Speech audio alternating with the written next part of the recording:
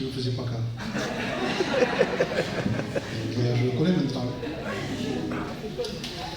Donc, c'est la vérité, je ne sais pas comment vous dire. Je voudrais simplement, j'ai pas quelque chose à vous dire de particulier. Je voudrais simplement dire que ils disent qu'on est 8 milliards de personnes sur la Terre. Et on est tous différents. Il n'y a pas deux personnes qui se ressemblent. Même des jumeaux ne se ressemblent pas. Et les empreintes sont différentes. Donc si on est tous différents, notre cœur est différent, notre esprit est différent, notre âme elle est différente aussi. Moi je ne peux pas vivre ce que vous vivez et vivre pareil. Mais la parole de Dieu, elle est magnifique parce qu'elle a un mot pour chacun de nous ce soir. Amen.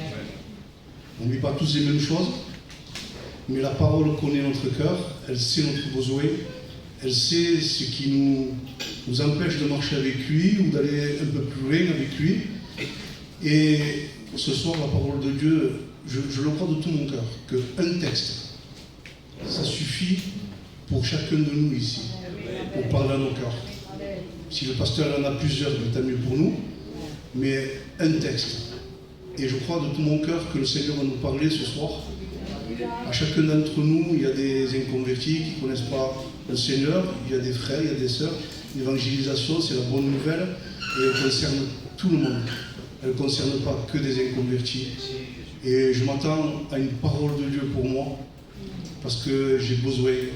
C'est un pain, c'est un rappel. Et peut-être ce soir, ça va être pour moi un rappel de ce que le Christ a fait dans ma vie, pour pas que je l'oublie, parce qu'on est des oublieux. Donc que Dieu vous bénisse, soyez à l'écoute, recevez la parole de Dieu, ouvrez votre cœur, et que Dieu vous bénisse. Amen. Gloire au Seigneur. Amen. À force, vous allez me jeter des tomates. Béni sois-tu, alléluia.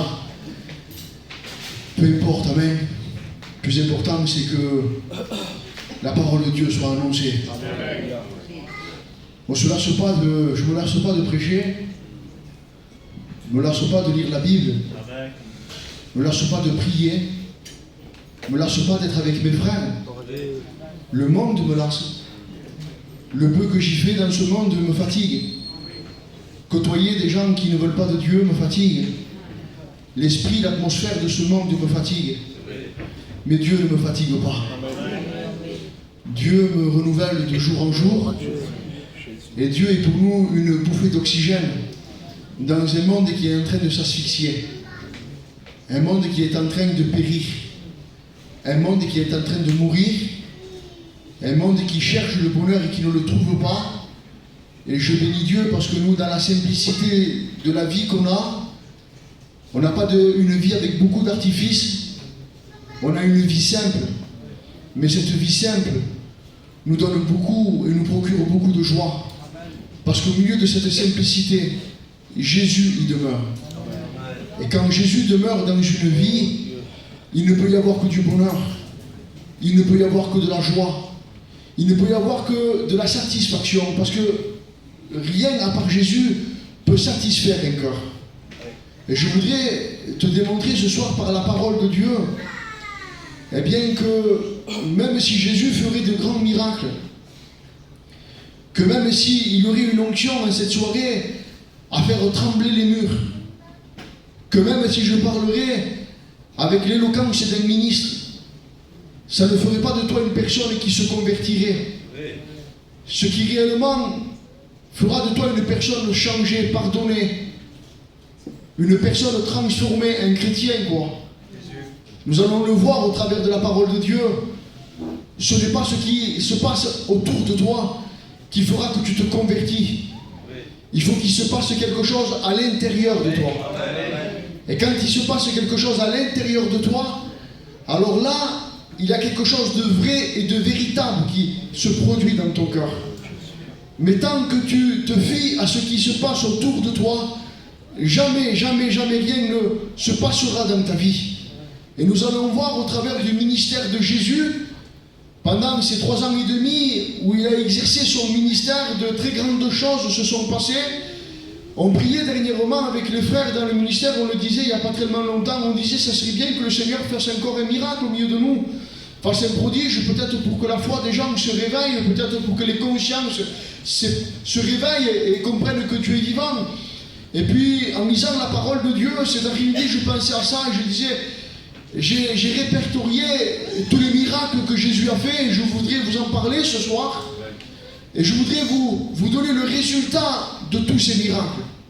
Quel a été le résultat de tous ces miracles? Pour que vous compreniez, comme je l'ai dit au commencement, qu'une conversion, une nouvelle naissance, une repentance, une conversion ne se fait pas parce qu'un miracle se produit. Elle se fait parce que le cœur est touché. Et nous allons le voir ce soir au travers de la parole de Dieu. Avant de lire un passage, j'aimerais simplement vous faire un condensé de ce que Jésus a fait dans son ministère. Il a opéré 36 miracles, 17 guérisons. Il a guéri la belle-mère de Pierre qui avait de la fièvre. Il a guéri des lépreux. Il a guéri des paralytiques. Il a guéri l'homme à la main sèche. Il a guéri la femme malade depuis 12 ans. Il a guéri des aveugles. Il a guéri des sourds. Il a guéri des hydropiques. Une personne qui avait des œdèmes remplis d'eau. Il a guéri le soldat que Pierre avait blessé en lui coupant l'oreille. Il a délivré 7 personnes qui étaient possédées de démons. Des démons qui poussaient les personnes à convulser. Des personnes qui étaient hors de sens. Des personnes dont les démons les rendaient sourds et aveugles. Une femme dont un démon la tenait courbée. Le possédé de Gadara. Il a opéré parmi ces miracles 3 résurrections. Il a ressuscité la fille de Jairus. Il a ressuscité un enfant, un jeune homme qui était en terre. Il a ressuscité Lazare. Il a, dans la nature, il a opéré plusieurs miracles. Il a changé l'eau en vin. Il a marché sur les eaux. Il a arrêté la tempête. Il a multiplié les pains 2 fois. Une fois 5000 pains. Une fois 5000 hommes. Une fois 4000 hommes. Il a pêché un poisson dans lequel se trouvait un statère, une pièce. Il a capturé lors d'une pêche. Il a permis que dans une pêche, il y ait 153 grands poissons qui soient dans cette pêche. Il a maudit un figuier. Il a séché par sa parole un figuier instantanément. Jésus a opéré ses miracles dans différents endroits. Dans un mariage, dans des funérailles, dans un cimetière, dans une synagogue, dans une maison, au bord d'un rivage, dans un jardin, dans une piscine, sur une barque, sur une montagne. Jésus n'avait pas de classe de personne. Jésus ne faisait pas de différence. Peu importe le lieu, peu importe l'endroit, peu importe les personnes qui fréquentaient, Jésus ne faisait pas de favoritisme. Il était avec les hommes de la synagogue, comme il était sur le rivage, comme il était dans un mariage, et comme il était dans un cimetière et dans des funérailles. Et Jésus, partout où il allait, faisait des miracles et des prodiges. Il a touché 11 malades. 11 malades, pour vous, peut-être ça ne veut rien dire, mais à l'époque de Jésus, si on touchait un malade, on était déclaré impur. On n'avait pas le droit de toucher un malade. Si on touchait un malade à l'époque de Jésus, on était exclu pendant plusieurs jours. On devait aller auprès du souverain sacrificateur. Il devait nous examiner. Et tant que le souverain sacrificateur ne nous avait pas déclaré pur, eh bien on était impur, exclu des autres. Jésus s'est permis, lui. Pourquoi? Pour démontrer qu'il était le Messie. Pour démontrer au peuple d'Israël que c'était lui, celui qui devait être envoyé pour sauver le monde. Il a touché les malades. Les malades ont été guéris instantanément. Une seule malade est venue à lui, la femme qui était malade depuis 12 ans. Cette femme a eu une audace incroyable. Normalement, par rapport à sa maladie, elle aurait dû jamais se mêler à la foule, parce qu'elle rendait tout le monde à son contact impur. Elle aurait dû jamais toucher Jésus, parce qu'en touchant Jésus, elle aurait pu rendre Jésus impur. Cette femme, si sa maladie aurait été déclarée, elle aurait mérité la lapidation. Mais lorsqu'elle a vu la puissance de l'authenticité des miracles de Jésus, elle a eu une audace qui s'est créée en elle, l'audace de la foi. Et c'est la seule personne qui est allée, qui s'est frayé un chemin et qui a touché le bord du vêtement de Jésus. Les franges de Jésus, les tzitzit de Jésus. C'était un vêtement où il y avait 4 franges, et ces 4 franges étaient faits avec des fils et des nœuds, où il y avait 613 fils avec les nœuds. Ça représentait les 613 commandements de Dieu. Cette femme a touché. La Bible dit que Jésus a dit, qui m'a touché? Cette femme a été guérie instantanément. Pour vous, ça veut rien dire, mais pour le peuple d'Israël qui était là, c'était une preuve flagrante que Jésus était le Messie. Et qu'est-ce qu'on fait tous ces miracles?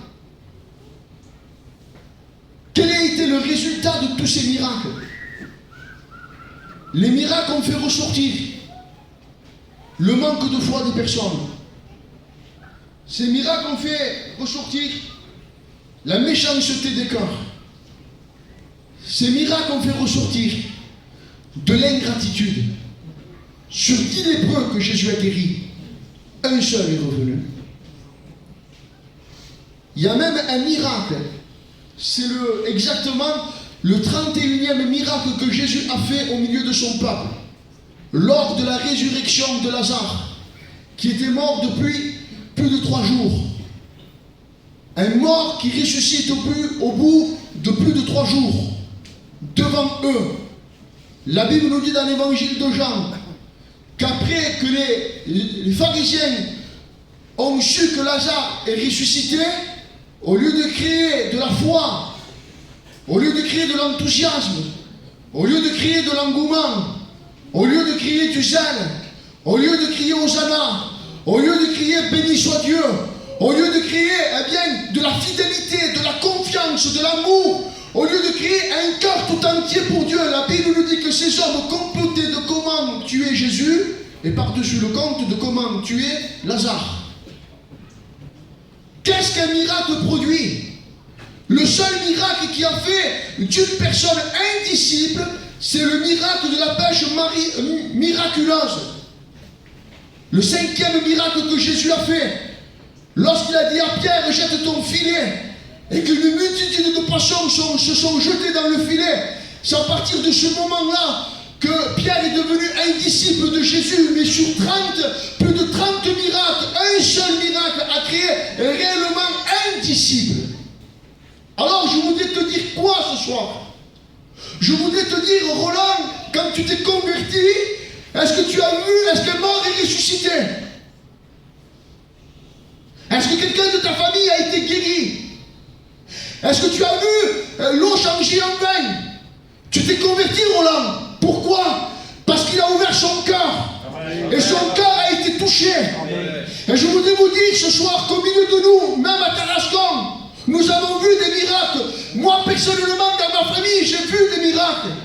J'ai vu ma cousine Sabrina ressusciter.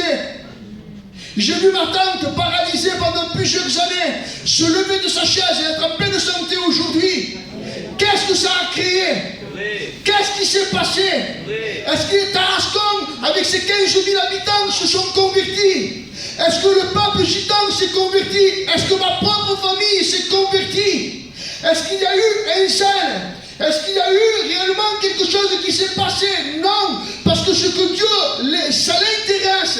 Ce n'est pas de créer quelque chose autour de toi, mais c'est de créer quelque chose à l'intérieur de toi. Je voudrais te dire ce soir qu'il faut absolument, qu'il faut que tu arrêtes de dire, si Dieu fait une génération, nous allons le lire, demande un miracle. Alors quelques-uns des scribes et des pharisiens prirent la parole et dirent, Maître, nous voudrions te voir faire un miracle. Il leur répondit, une génération méchante et adultère demande un miracle. Il ne lui sera donné d'autre miracle que celui du prophète Jonas. Car de même que Jonas fut 3 jours et 3 nuits dans le ventre d'un grand poisson, de même le Fils de l'homme sera 3 jours et 3 nuits dans le sein de la terre. Le seul, le véritable Miracle qui peut changer ton cœur, qui peut bouleverser ta vie, qui peut faire de toi un chrétien, une chrétienne véritable, authentique, quelqu'un qui réellement a rencontré le Christ, quelqu'un qui réellement vit avec le Christ, et non pas qui a des habitudes religieuses, non pas quelqu'un qui s'est fait une bande de copains dans une église, mais je te parle de quelqu'un qui a trouvé la perle de grand prix, quelqu'un qui a été bouleversé par une rencontre personnelle avec Jésus. Jésus, lorsqu'il passait dans un lieu, des miracles extraordinaires se faisaient, mais pas seulement. Jésus, lorsqu'il parlait, des hommes sont venus pour voir si Jésus ne disait pas quelque chose de travers pour le prendre au piège. Et après qu'ils aient écouté Jésus, ils ont dit, nul homme ne parle comme cet homme. Jésus avait une éloquence quand il parlait, où les gens étaient suspendus à ses lèvres avec une onction particulière. Vous comprenez que c'était la parole faite chair au milieu des hommes. Dieu a prêché au milieu des hommes. Dieu s'est fait homme, il a prêché au milieu des hommes. Est-ce que ces hommes se sont convertis? Non. À Golgotha, à la croix, sur toute la foule qui le suivait, combien ont continué à le suivre? 3. Jean, Marie et les 2 Maries. Ce soir, je voudrais t'affranchir et je voudrais te dire que si tu veux réellement te convertir, il faut que tu cesses de dire mais si il se passerait ça, mais si il y aurait ça, mais si il y aurait eu ça, et si ça se serait passé comme ça, et si peut-être j'irais là-bas ou j'aurais été là-bas, alors que peut-être je me serais converti. Il n'y a pas de mais avec Dieu. Il a juste un cœur. Un cœur qui comprend qu'il a besoin de Dieu. Un cœur qui comprend que sans Dieu, il ne peut pas vivre. Comment voulez-vous vivre dans un monde de ténèbres? Un monde où le péché est à son comble, où le mal est appelé bien, où le bien est appelé mal, où tout est confondu, où il n'y a plus de mœurs, il n'y a plus de morale, il n'y a plus de substance, il n'y en a plus, c'est fini aujourd'hui. On ne sait même plus où est notre droite, d'où est notre gauche, on ne sait même plus comment se comporter, on n'arrive plus à discerner, on n'arrive même plus à discerner aujourd'hui au milieu de nous qui est qui. On ne peut plus arriver à savoir, à donner un nom exact sur les choses qui sont autour de nous. Un seul est capable de nous redonner le véritable bonheur. Un seul est capable de nous donner la véritable paix. Un seul est capable de nous libérer de notre péché. Un seul est capable de nous transformer. Un seul est capable de nous changer. Un seul est capable de nous réveiller. Et c'est Jésus, notre Sauveur. Celui en qui il n'y a aucune limite. Jésus n'a pas de limite si ce n'est celle que toi tu lui mets. C'est toi qui mets une barrière à Jésus avec ton incrédulité, avec tes pensées, avec tes principes. Tu voudrais te convertir un peu à la Naaman. Si Dieu, moi je pensais que le prophète allait venir, il allait agiter de l'eau, il allait faire ci, il allait faire ça. Et tu cherches une réunion un peu spéciale, avec un moment un peu spécial pour donner ton cœur à Dieu. Il n'y a pas de moment spécial, tous les moments sont spéciaux lorsque Jésus est au milieu de nous. Tous les moments sont spéciaux. J'ai connu des réunions où les gens étaient en pleurs, où ils pleuraient, où on ne pouvait même pas prêcher tellement qu'il y avait de l'onction sortie de l'église. Seigneur, j'ai dit là, s'ils ne se convertissent pas, je ne sais pas moi. Vous seriez au temps où Jésus a ressuscité Lazare. Beaucoup d'entre vous diraient, moi je me serais converti, attends. J'aurais vu Lazare, moi, sorti du tombeau, avec le respect que je vous dois, comme ça, avec ses bandelettes. Il était encore embaumé, mort depuis 4 jours. Les gens, ils enlèvent, ils mangent à table. Moi, je me serais converti. Mais tu ne te serais pas converti. Tu ne te serais pas converti. Parce que le cœur de l'homme, le cœur de la femme, et par-dessus tout, la Bible dit, méchant. Et on ne peut pas suivre Dieu avec notre méchanceté. On ne peut pas suivre Dieu avec notre péché. On ne peut pas suivre Dieu à notre manière. On ne peut pas suivre Dieu à notre convenance. On ne peut pas se faire notre propre évangile. On ne peut pas se faire notre propre manière de venir à Jésus. Il n'y a qu'un seul moyen de venir à Jésus. Il va dire, venez à moi, vous tous qui êtes fatigués et chargés, et je vous donnerai du repos. C'est Jésus qui donne le repos. C'est lui qui est à la baguette. C'est lui qui veut contrôler et diriger nos vies. On voudrait d'un Dieu qu'on contrôle. On voudrait d'un Dieu qu'on manipule. On voudrait d'un Dieu qu'on enferme dans nos pensées. Et que dans nos besoins, nous dit Jésus, abracadabra, que la situation s'arrange. Jésus, quand mes enfants se disputent, abracadabra, qu'ils se réconcilient. Jésus, quand j'ai manque d'argent, abracadabra, que de l'argent vienne. Jésus, quand je suis malade, abracadabra, guéris-moi. Mais Jésus, c'est pas abracadabra. Jésus, c'est le roi des rois. Et Jésus ne veut pas que tu deviennes son maître, il veut devenir ton maître. Jésus veut que tu deviennes son serviteur. Jésus veut que tu deviennes son disciple. Et le chemin qu'il te propose, certes, est un chemin qui va à contresens du monde. Parce que le chemin que le monde nous propose est un chemin large et spacieux, où tout est permis, où rien n'est mal. Il faut modérer, voilà, c'est le monde un peu, voilà, quoi. On peut tout faire, hein, c'est aujourd'hui, hein. Jésus, non, m'a pas dit ça. Il dit que je suis le chemin. Amen. Je suis la vérité, c'est la vie. Il n'y a qu'un seul moyen d'avoir la vie. Il n'y a qu'un seul moyen d'avoir le véritable chemin, c'est en le suivant à lui. Amen. On ne peut pas suivre Jésus à notre manière. On ne peut pas dire, tiens, Jésus, viens toi. Non, non, Jésus dit, non, non, t'as pas compris. C'est pas toi qui me dis viens, c'est moi qui te dis viens.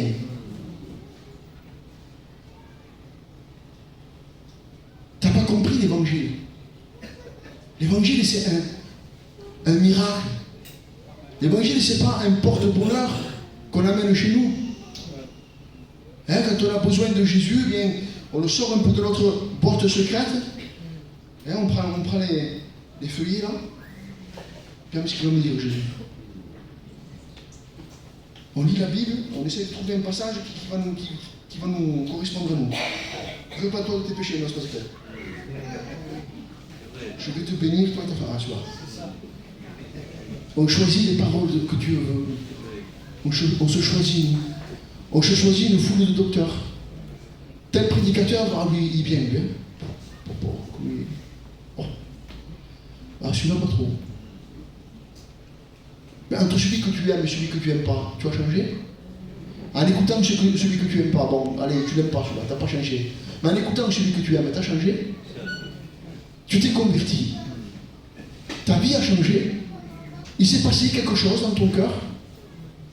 Est-ce que réellement, tu sens que tu es né de nouveau? Est-ce que tu sens que tes désirs vont changer? Michel, c'est quoi naître de nouveau? Naître de nouveau, eh bien, c'est tout simplement haïr le péché. Naître de nouveau, c'est tout simplement avoir une nouvelle nature, eh bien, qui nous pousse à aimer Dieu, qui nous pousse à lui obéir, qui nous pousse à faire sa volonté, mais pas de force, avec joie. Amen. Avec plaisir, avec bonheur. Amen. On trouve notre plaisir en faisant la volonté de Dieu. Alors après, vous savez, je suis peut-être un peu ancien, mais je vous promets qu'il ne me faut pas grand-chose pour être heureux. Je n'ai pas besoin de sortir 7 jours sur 7, aller 7 fois au restaurant dans la semaine pour être heureux. Je n'ai pas besoin d'aller me divertir de droite et de gauche pour être heureux. Pour être heureux, j'ai simplement besoin d'un peu de calme, ma Bible, et je suis le plus heureux. Écouter des cantiques, être avec mes frères, et je suis heureux. Voilà mon bonheur. Il fait chaud, qu'il fait chaud, qu'il fait froid, ou qu'il fait ce que vous voulez vous. Il fait froid, il faut aller à la neige. Il fait chaud, il faut aller à l'eau. Mais il faut Jésus de me non pas. Quand notre cœur est insatisfait, quand notre cœur ne se réjouit plus en Jésus, c'est qu'il y a une sonnette d'alarme qui est en train de sonner dans notre vie. Et qui est en train de dire attention, ton amour diminue, tu fais comme Pierre, tu me suis de loin. Aujourd'hui, fais un sprint, viens au plus près de Jésus parce que les temps sont mauvais. Et le Seigneur revient. Le Seigneur revient à une telle rapidité qu'on ne s'en rend même pas compte.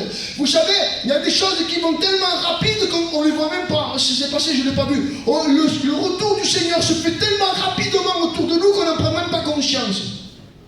La Bible dit qu'en un battement d'œil, en un clignement d'œil, nous partirons à sa rencontre. Je vous promets que ce soir, il faut que tous, personnellement, nous nous confrontions à Jésus, à la croix, et qu'on puisse avec beaucoup d'honnêteté, parce qu'il n'y a qu'un seul cœur sur 4 cœurs qui ont été ensemencés dans la parole du semeur. Il n'y a qu'un cœur qui reçoit la parole dans la bonne terre, et c'est le cœur qui est honnête. Le cœur qui est honnête, pas le cœur qui est bon. Le cœur qui est honnête, qui est vrai. C'est quoi un cœur honnête? Des fois on confond les mots. Honnête, ça ne veut pas dire bon. Honnête, ça veut dire vrai. Honnête, c'est quelqu'un qui est capable de dire je suis méchant. Il est méchant, oui, mais il est honnête. Alors Jésus, qu'est-ce que tu vois toi? Sa méchanceté ou son honnêteté? Moi, je vois son honnêteté. Et quand Jésus voit de l'honnêteté, quand Jésus voit de la vérité, lorsque Jésus voit cette racine au plus profond du cœur, vous savez ce qu'il fait? Il lance sa parole dans le cœur. Et cette parole, eh bien, elle porte du fruit. Alors ce soir, tu pourras me dire pourquoi depuis le temps que j'écoute l'évangile, l'évangile n'a pas produit du fruit en moi. Eh bien, je te dis, je te réponds tout simplement d'après la parole de Dieu. Parce qu'il y a un manque d'honnêteté. Il y a un manque de vérité. Tu viens devant Dieu et tu veux dire à Dieu que tu es bon. Tu es bon. Et Dieu veut te faire dire que tu es mauvais. Il veut te faire voir que tu es mauvais. Mais toi tu dis non Seigneur, je suis bon. Tu es bon, tu n'as pas besoin de moi. Je ne suis pas venu pour toi moi. Je suis venu pour ceux qui pêchent et qui ne veulent plus pécher. Je suis venu pour ceux qui sont méchants mais qui en ont marre de la méchanceté. Je suis venu pour ceux qui ont des passions, des vices mais qui veulent s'en sortir et qui n'y arrivent pas. Je suis venu pour les malades moi. Je suis venu pour ceux qui n'y arrivent pas mais qui crient à moi et qui disent Seigneur, j'ai pas besoin d'un miracle moi. J'ai pas besoin que tu fasses telle et telle chose. J'ai besoin que tu viennes à l'intérieur de moi et que tu arraches le péché, que tu arraches la méchanceté, que tu arraches tout ce qui me tient lié. Parce que Seigneur, je veux que tu produises un miracle, que tu fasses de moi un chrétien, Seigneur. Une personne qui aime ta parole et qui aime vivre avec toi. Je vous promets que si vous désirez ça dans votre cœur, Dieu vient à une telle rapidité, vous savez. Il vient à une rapidité mais incroyable. Ces 20 ans que tu es venu à La Réunion pour rien, ce soir, eh bien, il peut changer ton cœur. Il le peut. En un instant, il dit, Seigneur, je suis méchant, c'est vrai. Je suis pécheur, c'est vrai, Seigneur, je n'y arrive pas, Seigneur. Mais je voudrais tellement, Seigneur, m'en sortir. Seigneur, je voudrais tellement, Seigneur, changer. Je voudrais tellement, Seigneur, eh bien, que tu me transformes. J'ai essayé, Seigneur, pourtant, tu sais que mon cœur est vrai, hein, j'essaye. J'essaye, Seigneur, me contrôler. Et puis, c'est plus fort que moi. Il faut que ça sorte. Une semaine, je suis un ange. La semaine d'après, je suis un karatéka. J'y arrive pas, Seigneur. C'est normal que tu n'y arrives pas. C'est justement là où Dieu veut t'amener. Il veut t'amener à te faire voir que tu n'y arriveras pas. Le but de Jésus, c'est te faire voir ton échec pour ensuite te faire voir sa victoire. Parce que tant que tu ne vois pas ton échec, tu ne pourras pas voir sa victoire. Parce que quand on est dans un échec, on attend une victoire. La victoire se trouve en Jésus. Mais tant que nous, on veut produire une victoire, on n'a pas les yeux, parce qu'on ne veut pas la victoire de Jésus. On ne veut pas la main tendue. On va dire non Seigneur, lève ta main Seigneur, je vais arriver moi. Tu vois, je vais prier, je vais jeûner, je vais avec les soeurs. Mon mari, même s'il me dit quelque chose, je dis rien. Ma femme, même si elle me dit quelque chose, même si j'aime de la graffiner, je dis rien. Tu vois, Seigneur, je vais me contrôler. Je te promets qu'au bout d'un mois, tu vas exploser. Tu vas frapper ta femme, tes enfants, le chien, le chat, tout le monde va voler. Parce que la nature de l'homme, elle est comme ça. Oui. Comprends-le. Oui, est-ce qu'un pommier, il peut faire des figues? Tu peux pas. Même si tu parles au pommier. Pommier, j'aime pas trop les pommes. J'aime les poires. Fais-moi des poires, pommier.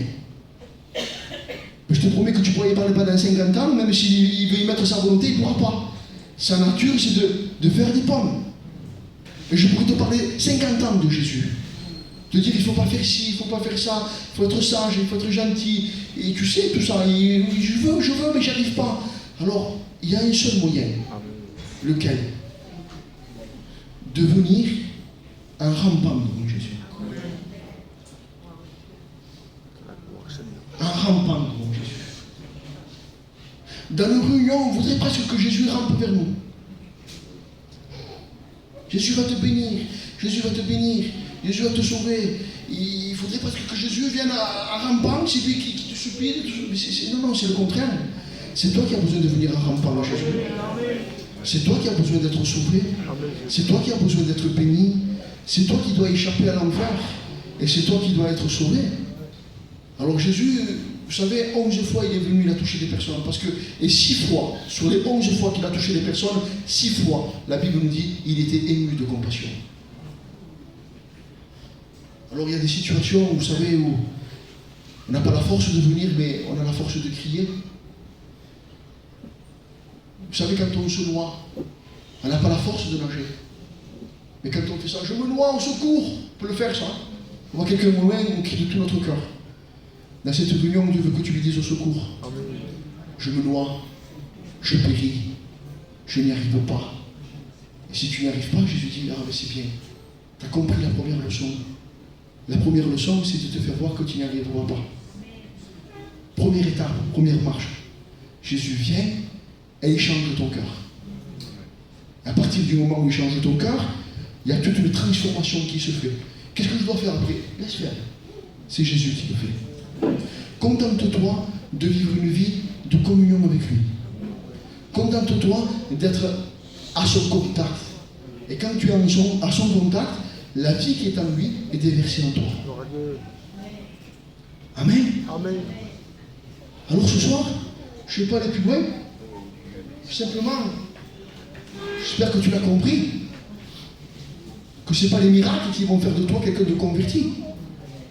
Et j'ai oublié, et sur Tarascon certainement, qu'il y a beaucoup de miracles qui se sont faits. Des témoins vivants parmi nous. Combien de personnes étaient prises par la drogue et ont été libérées de la drogue? Un miracle puissant. Amen. Combien de personnes étaient des personnes de café et puis sont devenues des personnes qui vivent avec Jésus, des chrétiens? Combien de filles chez nous aimaient le monde et aimaient ce qui était dans le monde, et quand ils se sont convertis, ils ont vécu que pour Jésus. Beaucoup de miracles se sont faits comme ça au milieu de nous. Mais le plus important, c'est pas ce qui se passe autour de toi, c'est ce qui se passe à l'intérieur de toi. Je voudrais te dire à toi qui viens aux réunions que si les réunions te pèsent, que si tu viens en traînant les pieds en venant à la réunion, il y a la réunion, tu te forces. C'est bien, hein? Mais il faut aller plus loin que ça. Il faut que tu comprennes que c'est pas normal de venir à la réunion en traînant les pieds.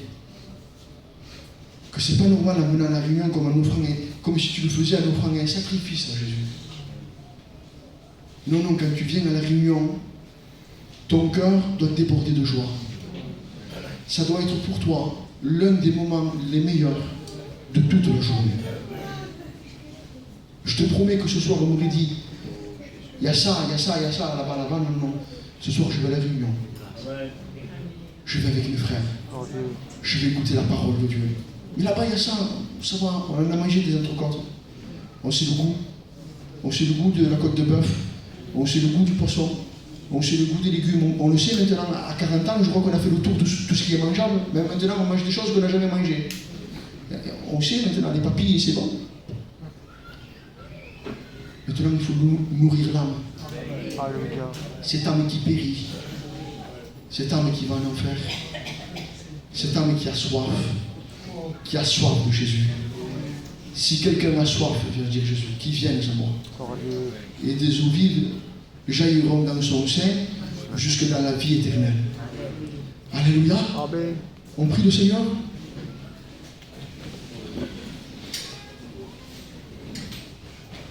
Oh Jésus.